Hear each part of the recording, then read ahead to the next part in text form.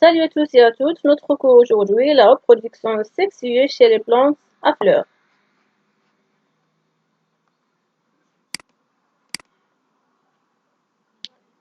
Premièrement, qu'est-ce qu'un végétal? Un végétal est un être vivant comprenant des racines, des tiges, des feuilles et généralement des fleurs.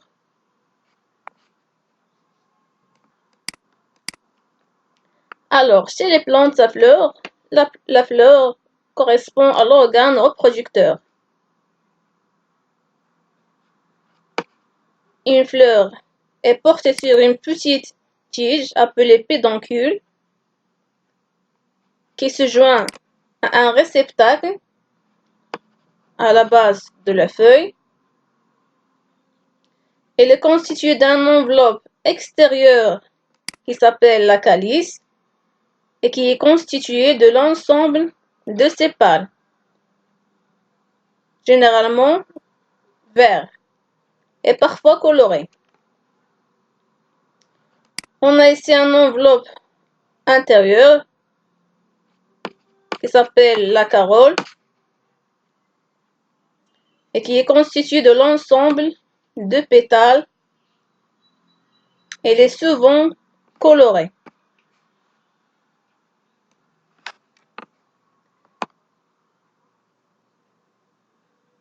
La partie mâle est composée d'étamines en forme de filet et d'une anthère. Les anthères sont remplies de sacs polliniques.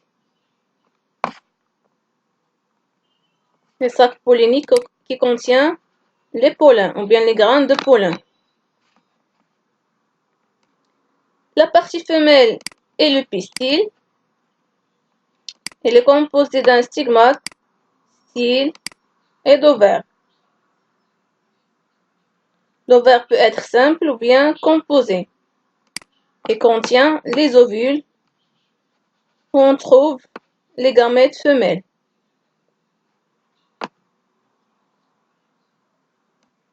Alors, تتكون الزهرة من أعضاء وقائية ومن أعضاء تولدية. بالنسبة للأعضاء الوقائية لدينا الكأس والذي يتكون من أوراق خضراء تسمى السبلات. لدينا أيضا التويج والذي يتكون من أوراق تويجية.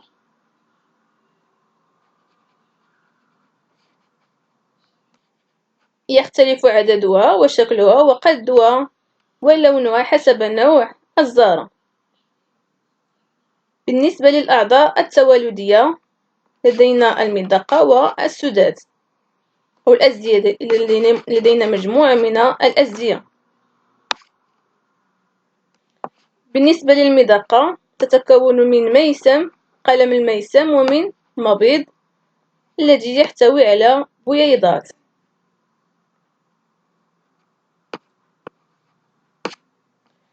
بالنسبة للسداد تتكون من خياط ومن مئبر. على مستوى المئبر نجد حبوب اللقاح التي تحتوي على الأمشاج الذكرية.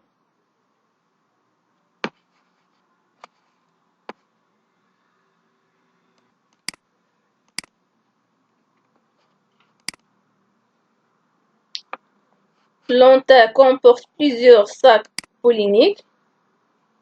Ces sacs-là, à maturité, libèrent les grains de pollen. On a ici la structure de grains de pollen.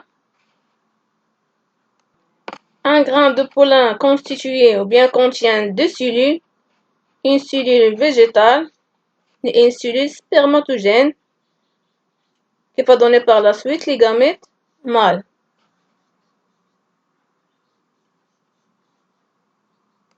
إذا بالنسبة لمكونات حبة اللقاح، كل حبة لقاح تحتوي على خليتين. لدينا خلية إنباتية وخلية توالدية.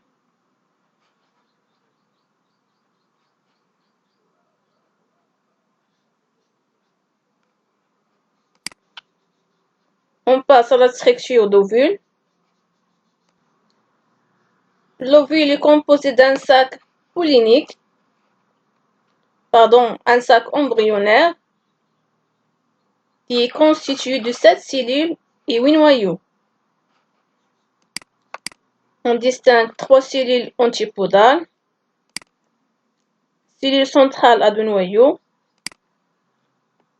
l'osphère qui présente le gamète femelle et des cellules synergides.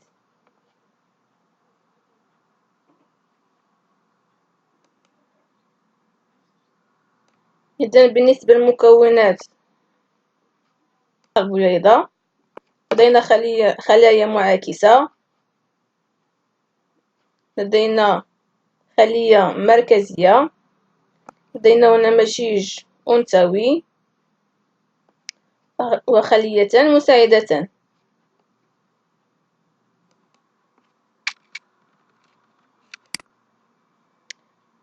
Alors, au niveau d'une fleur, on distingue des organes protecteurs qu'on appelle le périanthe et des organes reproducteurs. Pour les organes protecteurs constitués de carole et de calice, la carole est constituée de l'ensemble de pétales et la calice constituée de l'ensemble de sépales. Pour les organes reproducteurs, on a des organes reproducteurs mâles, qu'on appelle l'androcée, et des organes producteurs femelles. Pour l'organe mâle, qui s'appelle l'étamine, et l'organe femelle, on a le pistil. Pour l'étamine, il est en forme de filet coiffé d'anthère. Chaque anthère comporte plusieurs sacs polliniques. Ces sacs-là vont libérer les grains de pollen qui contiennent le gamète mâle. Pour le pistil, est composé d'un stigmate, un style ovaire qui contient des ovules. Chaque ovule contient un gamète femelle.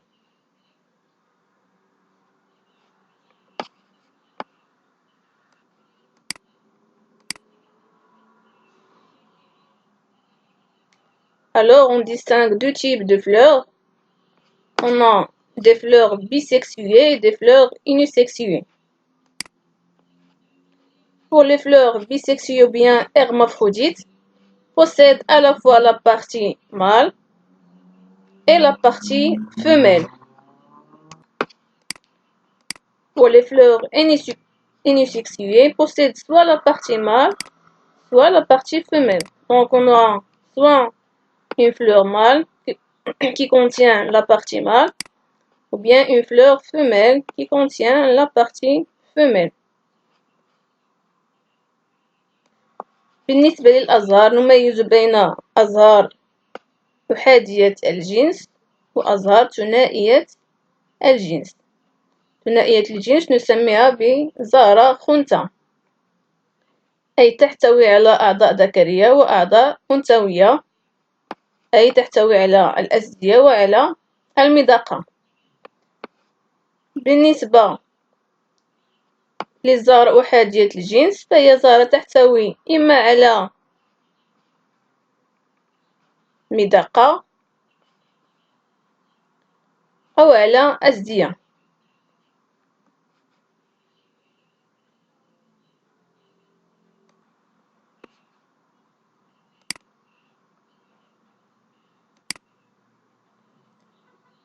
On passe maintenant à la pollinisation.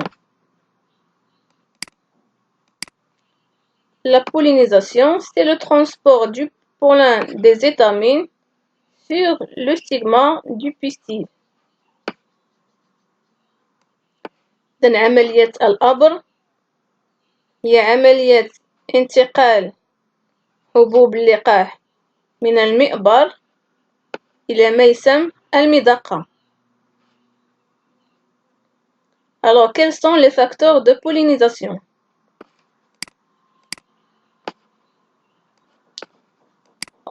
On a comme facteur ou bien les vecteurs de pollinisation, on a les insectes, le vent et l'eau. فيما يخص عوامل الأمر لدينا الحشرات، الرياح، الماء إلى غير ذلك.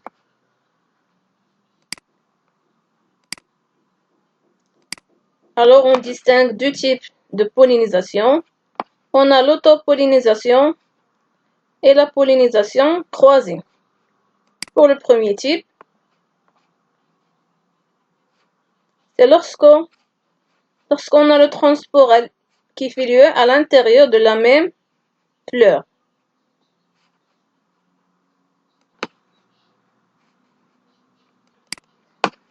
Pour la pollinisation croisée, le pollen d'une fleur se dépose sur les stigmates d'une autre fleur de la même espèce. نميز بين نوعين من الأمر، لدينا أمر مباشر وأمر غير مباشر. بالنسبة للأمر المباشر يتم نقل حبوب اللقاح من المئبر إلى ميسم لدينا نفس الزهرة. بالنسبة للأمر الغير مباشر يتم نقل حبوب اللقاح من مئبر زهرة إلى ميسم زهرة أخرى من نفس النوع.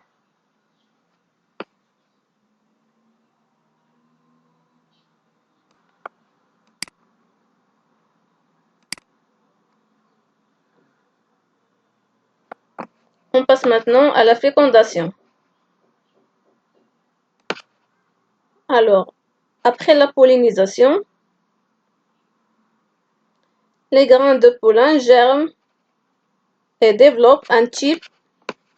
On a ici un tube pollinique qui s'enfonce dans le style jusqu'à l'ovaire. Revenons à la structure d'un grain de pollen. La cellule végétale, c'est celle qui va donner le tube pollinique, et la cellule reproductrice va donner deux entérozoïdes. Alors, quand les deux entérozoïdes pénètrent dans le sac embryonnaire,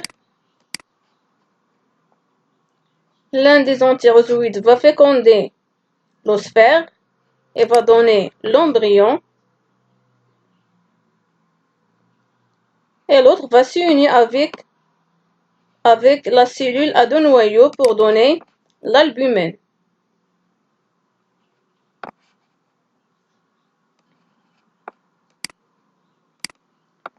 Et l'ovule va donc transformer en graine.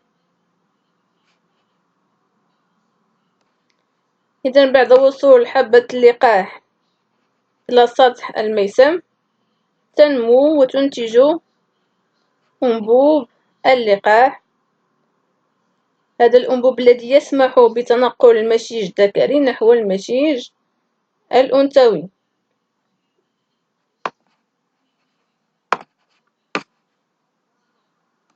يلتقي المشيج الذكري والمشيج الأنثوي داخل الكيس الجنيني فيتم الإخصاب فنحصل على بيضة التي تتطور لتعطي جنين.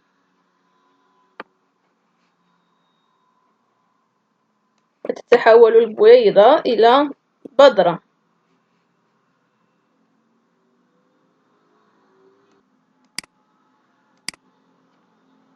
Maintenant, quel est le devenir de la fleur? Donc, on a ici une coupe d'une fleur. Après la fécondation, l'ovule va donner des graines et le pistil va transformer en fruit.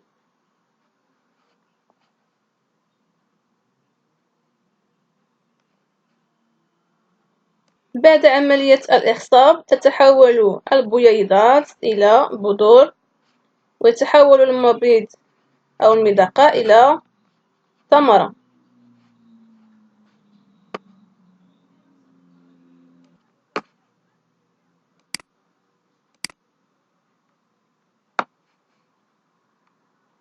On a ici une coupe de graines. Donc, une graine est constituée d'un embryon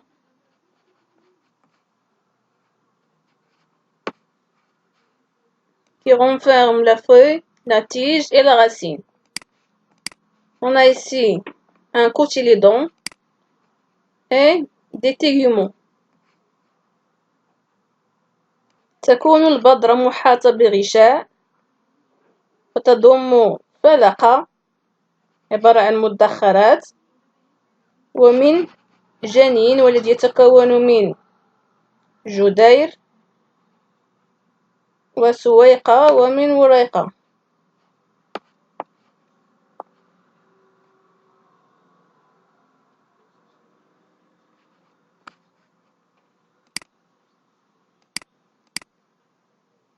Alors, comme conclusion, bien cycle de vie des plantes à fleurs. Donc, on a une plante qui porte des feuilles, des fleurs.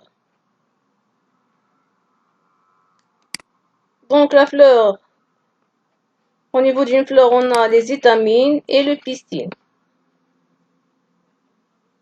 Donc, un organe mâle et un organe femelle. L'étamine donne des grains de pollen et le pistil donne des ovules. Les grains de pollen donnent des gamètes mâles et l'ovule donne des gamètes femelles. La rencontre des deux gamètes engendre une fécondation. Alors, après la fécondation, on aura une graine qui renferme un embryon. Cette graine, après germination, va donner donc une plante, et ainsi de suite.